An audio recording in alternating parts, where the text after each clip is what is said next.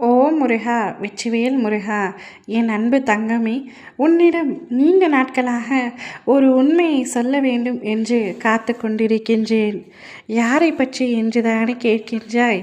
வேறு யாரை பற்றியும் அல்ல.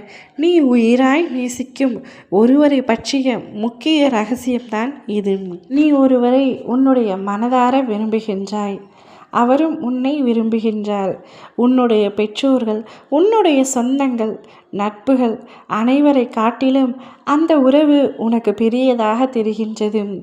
யார் இல்லாமலும் இருக்கலாம். ஆனால் என் உயிருக்கு உயிரான அந்த உறவு இல்லாமல் என்னால் ஒரு நொடி கூட உயிர் வாழ முடியாது என்று ஒவ்வொரு நாளும் என்னிடம் கூறிக்கொண்டே இருக்கின்றாய். விரைவில் அவரை என்னிடத்தில் சேர்த்து விடுங்கள் என்றும் சொல்கின்றாய். அழுதுகின்றாய். நான் இவ்வாறு அவரை உருகி உருகி நேசிக்கின்றேனே, அவரும் இதேபோல் என்னை நேசிப்பாரா என்ற ஒரு சிறு தயக்கமும் இருக்கின்றது. நான் என் குடும்பத்தை காட்டிலும் அவர்தான் உலகம், அவர்தான் உயிர் என்று இருக்கின்றேன். அவரும் என் மீது இதே அளவிற்கு அன்போடு இருக்கின்றாரா, எப்பொழுதும் இருப்பாரா என்ற பல சிந்தனைகள் உன் மனதிற்குள் ஓடிக்கொண்டிருக்கின்றது என்பதை உன் அப்பா நான் அறிவேன் தங்கமே. உனக்கான பதில்தான் இந்த பதிவு. முழுமையாக கேள். நீ என்ன நினைத்துள்ளாய்? நீ மட்டும்தான் அவரை நினைக்கின்றாய்.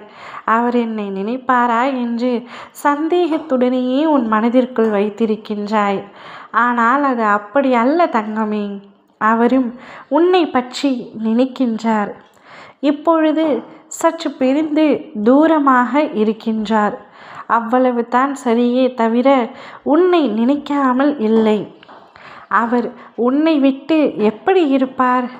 அதேபோல் பல யோசனைகள் அவர்களுக்குள் ஓடிக்கொண்டு தான் இருக்கின்றது. அவருடைய எண்ணங்கள், செயல்கள், சிந்தனைகள் எல்லாமே உன்னை சுற்றித்தான் இருக்கின்றன. ஆனால் அது உனக்குத்தான் புரியவில்லை. நீயாக பேசுவாய் என்று அவரும், அவர் பேசுவார் என்று நீயும் காத்து கொண்டிருக்கின்றீர்கள். இருவரும் உங்கள் வாழ்க்கையை தொலைத்து கொண்டிருக்கின்றீர்கள். யாராவது ஒருவர் விட்டு கொடுத்தால்தான் உன்னுடைய வாழ்க்கை உனக்கு பிடித்த மாதிரி இருக்கும். நீதான் தவறு செய்து விட்டாய் என்று அவரும், அவர்தான் தவறு புரிந்து விட்டார் என்று நீயும், உன்னை ஏமாற்றியது அவர்தான் என்று நீயும், இருவருக்குள்ளும் மன வேறுபாடுகள், கருத்து வேறுபாடுகள் எப்பொழுதும் இருந்து கொண்டே இருக்கின்றன. ஆனால் உண்மையாகவே உங்கள் தவறு இதில் எதுவுமே இல்லை. இருவர் மீதும் எந்தவிதமான தவறும் இல்லை. அதீத அன்பினால் பல சண்டைகள், சச்சரவுகள் வரத்தான் செய்யும். அது காலத்தின் கட்டாயத்தால் மாற்ற முடியாது. ஆனால் இருவருக்குள்ளும் உண்மையான அன்பு உள்ளது, உண்மையான புரிதல் உள்ளது. நீங்கள் இருவருமே கூடிய விரைவில் ஒன்று சேர்ந்து பயணம் செய்ய போகின்றீர்கள். இந்த அப்பாவுடைய ஆசீர்வாதத்தால் அவை அனைத்தும் கூடிய விரைவில் நடக்கும்.